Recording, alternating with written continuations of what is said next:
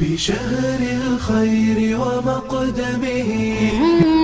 اعوذ باللہ من الشیطان الرجیم. بسم اللہ الرحمن الرحیم. انہ لقرآن کریم فی کتاب مکنون لا یمسہ الا المطہرون.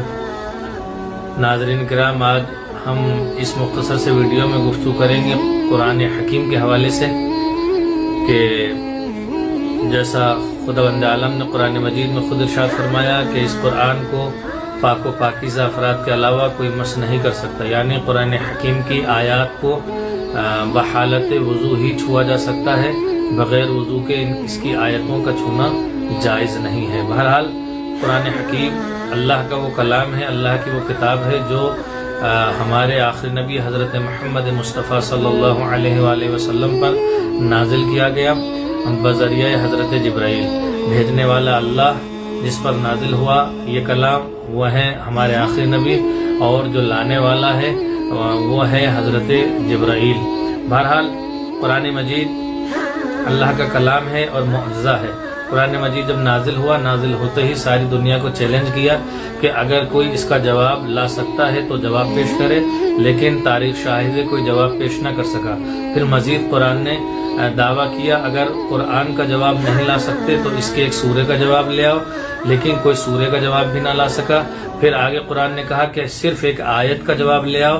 تاریخ شاہد ہے کہ دنیا میں جتنی بھی اقوام ہیں، جتنے بھی ادیان ہیں، کوئی بھی جواب لانے سے قاصر ہے. بہرحال قرآن پیغمبر اعظم پر 23 سال کی مدت میں نازل ہوا. 13 سالہ مکی زندگی، 10 سالہ مدنی زندگی. جو نزول قرآن ہے اس کے حوالے سے ابتدا میں ایک بات اور عرض کرتا چلوں کہ نزول کی 2 قسمیں ہیں. ایک ہے نزول تدریجی، دوسرا ہے نزول دفعی. نزول تدریجی یہ ہے کہ قرآن مجید قلب پیغمبر اعظم پر آیتوں کی شکل میں نازل ہوا، سوروں کی شکل میں نازل ہوا، وقفے وقفے سے نازل ہوا. یہ ہے قرآن کا نزول تدریجی.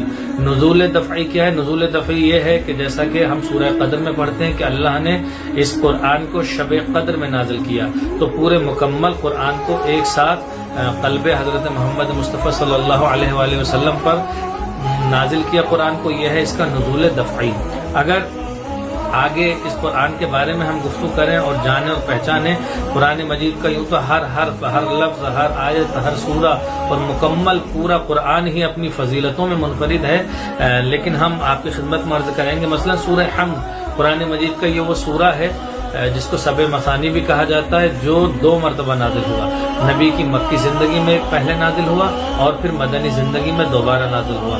قرآن مجید پر اعراب لگائے گئے، اور اعراب سے پہلے کی گفتگو بھی کر لوں 1-2 منٹ، اس لیے کہ مختصر سا ویڈیو. جب قرآن کی آیتیں نازل ہوتی تھیں تو حضرت محمد مصطفیٰ صلی اللہ علیہ وآلہ وسلم اپنے اصحاب کو ان آیات کو لکھوا دیا کرتے تھے.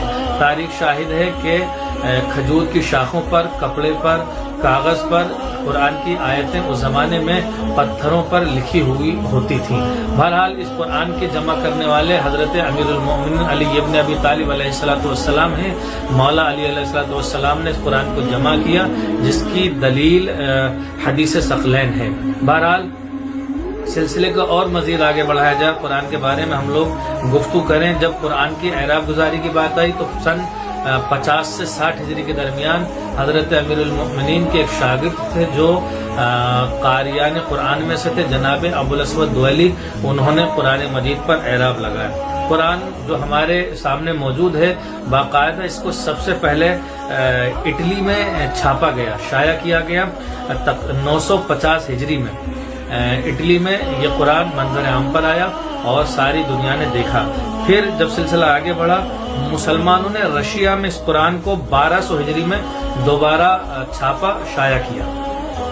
لیکن جب اسلامی ممالک کی فہرست میں ہم نظر کرتے ہیں تو سب سے پہلے اس قرآن کو جمہوری اسلامی ایران نے 1238 سے 1243 ہجری میں شائع کیا، اور پھر چوتھی مرتبہ ہندوستان میں شہر کلکتہ میں 1266 ہجری میں وہاں کے مسلمانوں نے اس قرآن کو چھاپا. قرآن مجید جب سے نازل ہوا اس کے بعد سے لے کے آج تک تقریباً جتنی بھی اگر ہم آج گفتگو کریں جتنی زندہ زبانیں ہیں ہر زبان میں قرآن مجید کا ترجمہ ہو چکا ہے، لیکن جب تحقیق کی نظر سے دیکھتے ہیں تو سب سے پہلے مترجم قرآن مجید کے حضرت سلمان فارسی ٹھہرے، اس لیے کہ بعض روایت میں بسم اللہ کا ترجمہ اور بعض روایات میں ہے کہ سورہ الحمد کا ترجمہ حضرت سلمان فارسی نے اہل فارس کے لیے کیا تھا۔ یہ 4ویں صدی کی بات ہے۔ اس کے بعد پھر اس کا دوسرا ترجمہ بھی اٹلی ہی کے اندر ہوا 6 صدی کے اندر۔ اگر قرآن مجید پہ اور مزید اس کے بارے میں جاننا چاہیں ہم لوگ، قرآن مجید کے اندر 114 سورے ہیں مکمل، یعنی 114 سوروں پر مشتمل ہے، 30 پارے ہیں قرآن مجید کے اندر اور 6236 آیات ہیں، جیسا کہ مشہور ہے 6666 آیات، لیکن اس کی اصل آیات 6236 ہیں۔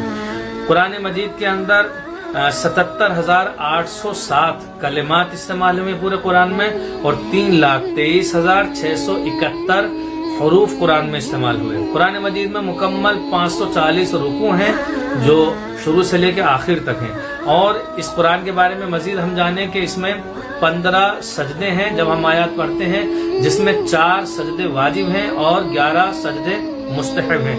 جو واجب سجدے ہیں ان کے بارے میں جان لیتے ہیں۔ سورہ سجدہ کی آیت نمبر 15، سورہ فصلت کی آیت نمبر 37، سورہ نجم کی آیت نمبر 62 اور سورہ علق کی آیت نمبر 19، یہ 4 واجب سجدے ہیں، باقی 11 مستحب سجدے ہیں۔ قرآن مجید کے اسماء پہ اگر نظر کریں، القرآن، خود قرآن مجید کے اندر ان ناموں کا ذکر آیا ہے: الکتاب، الفرقان، الذکر، المصحف، البینہ، النور، البیان، الہدی، المبین، البلاغ، التنزیل، یہ قرآن مجید کے اسماء ہیں، نام ہیں جو خود قرآن میں ہی تقریباً سارے آیات کے اندر ذکر ہوئے ہیں۔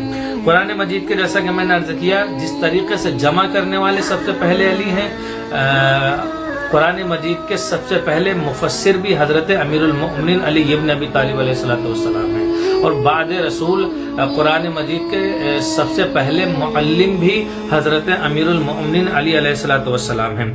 قرآن مجید میں ہر سورے کی اپنی انفرادیت ہے، ہر آیت کی انفرادیت ہے۔ مثلا سورہ یاسین، جس کو قلب قرآن کہا جاتا ہے، قرآن مجید کا دل، سورہ رحمان عروس قرآن کہا گیا اس کو، قرآن مجید کی دلہن، احسن القصص سورہ یوسف کو کہا گیا، اور مادر قرآن، قرآن کی ماں سورہ الحمد کو کہا گیا۔ بہرحال چونکہ بسم اللہ وہیں سے شروع ہوتی ہے، اور پھر یوں تو ہر سورے کے ابتدا میں بسم اللہ ایک سورے کے علاوہ اور ایک سورے میں 2 مرتبہ قرآن مجید میں، تو اس میں 114 بار بسم اللہ استعمال ہوئی۔ اور اگر آگے مزید قرآن حکیم کے حوالے سے ہم لوگ جاننا چاہیں کہ قرآن مجید کی سب سے بڑی آیت کریمہ کون سی، سورہ بقرہ کی آیت نمبر 282 سب سے بڑی آیت ہے، اور سورہ رحمان کی آیت نمبر 64 یہ قرآن مجید کی سب سے چھوٹی آیت ہے۔ قرآن مجید کا سب سے بڑا سورہ سورہ بقرہ ہے، سب سے چھوٹا سورہ سورہ کوثر ہے۔ اور قرآن مجید کی معرفت حاصل کرنے کے لیے آپ کی خدمت میں عرض کروں، سب سے بہترین حضرت امیر المؤمنین کا کلام ہے۔ آئیے حضرت امیر المؤمنین کے کلام سے چند کلمات، جملے آپ کی خدمت میں پیش کروں تاکہ آپ کا دل نورانی ہو اور آپ سمجھ سکیں قرآن کے بارے میں خالق نہج البلاغہ نے کیا فرمایا۔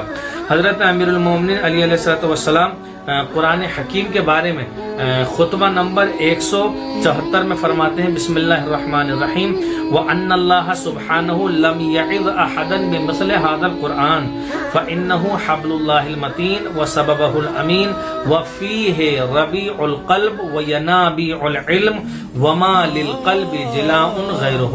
مولا امیر المومنین فرماتے ہیں بلا شبہ اللہ عز و جل نے کسی کو ایسی نصیحت نہیں کی جو قرآن کے مانند ہو، کیونکہ یہ اللہ کی مضبوط رسی اور امانت دار وسیلہ ہے۔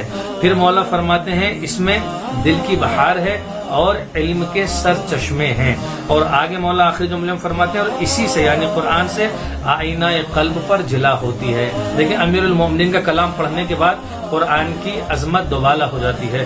پھر مولا اپنے دوسرے خطبے میں خطبہ نمبر 181 میں فرماتے ہیں: بسم اللہ الرحمن الرحیم، فالقرآن آمر زاجر وصامت ناطق حجت اللہ علی خلقہ۔ مولا فرماتے ہیں قرآن اچھائیوں کا حکم دینے والا ہے، برائیوں سے روکنے والا ہے، بظاہر خاموش ہے، اسی لیے قرآن کو قرآن صامت کہا جاتا ہے۔ لیکن آگے جو مولا نے جملہ ارشاد فرمایا کہ وہ صامت ناطق، بظاہر خاموش ہے، بباطن اس کا باطنی طور پر قرآن بولنے والا ہے، کلام کرنے والا ہے۔ پھر مولا فرماتے ہیں کہ قرآن مجید بولنے والا ہے، اور آخری جملہ مولا کا ہے حجت اللہ علی خلقہ، اور یہ تمام مخلوقات پر اللہ کی حجت ہے۔ تو مولا نے فرمایا کہ قرآن جیسا کہ مشہور ہے قرآن صامت ہے، بے شک قرآن صامت ہے، لیکن مولا نے قرآن ناطق بھی کہا اسی قرآن کو۔ اگر انسان کا دل ولایت آل محمد سے لبریز ہو، اگر قرآن کی معرفت دل میں رکھتا ہو، اور معلمین قرآن سے آگہی ہو، تو پھر انسان جب مصلی عبادت پر بیٹھ کر قرآن کی تلاوت کرتا ہے، سمجھ کر ترتیل کے ساتھ اس قرآن کو پڑھتا ہے، تو پھر وہ قرآن کی صدا و صوت کو محسوس کر سکتا ہے، ان ظاہری آنکھوں سے نہیں بلکہ اپنے دل کی آنکھوں سے۔ خداوند عالم ہم تمام ہی مومنین کو، جو لوگ اس وقت اس ویڈیو کو سن رہے ہیں، ہم لوگوں کی نیک توفیقات میں اضافہ فرمائے، اور ہم تمام لوگوں کو قرآن پر عمل کرنے والوں کے اندر شریک قرار دے۔ خدا کی بارگاہ میں دعا کرتے ہیں کہ زیادہ سے زیادہ ہماری زندگیوں کے اندر، اس لیے کہ تاریخ شاہد ہے جب تک مسلمانوں نے قرآن پر عمل کیا تو ساری دنیا پر حکمرانی کی، اور جب قرآن سے لا تعلقی یا قرآن کو اپنی زندگیوں سے دور کر دیا، تو پھر جو دنیا میں مسلمانوں کی حالت ہے وہ ہمارے سامنے ہے۔ تو ربنا تقبل منا انک انت السمیع یا العلیم۔ منزل القرآن یا خالق الانسان